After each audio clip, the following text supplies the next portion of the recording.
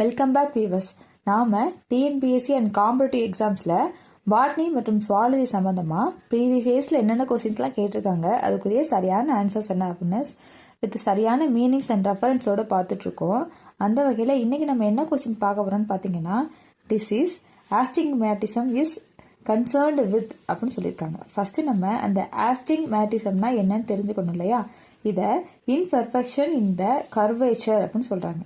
அப்படின்னா என்னென்னா, ஒரு சரியான வளர்ச்சி அடையாத வளைந்த பகுதி அப்படின்னு சொல்லிட்டாங்க. ஸோ இதுக்கு இப்போ ஆப்ஷன் பார்க்கலாம். Option A eye, option B ear, option C nose and option D throat. இது எந்த இடத்துல சரியான வளர்ச்சி அடையாத பகுதியினால் ஏற்படுது அப்படின்னு கேட்டிங்கன்னா, ஆப்ஷன் ஏ ஆன கண்களில் ஏற்படுது. அதாவது இன்பெர்ஃபெக்ஷன் இன் த கர்வேச்சர் அப்படின்னு சொல்கிறாங்க. அந்த நம்ம கருவிலில் இருக்கக்கூடிய லென்ஸ் சிதறவு வளைந்து காணப்படுறதுனால இந்த நோய் ஏற்படுது அப்படின்னு சொல்கிறாங்க. இதனால் நமக்கு என்ன நோய் ஏற்படுது அப்படின்னு கேட்டிங்கன்னா, பிளர்ரான அதாவது டிஸ்டன்ஸ்லையும் நியரில் இருக்கக்கூடிய விசிபிலிட்டி ரொம்ப பிளர்ராக இருக்கும் அப்படின்னு சொல்கிறாங்க.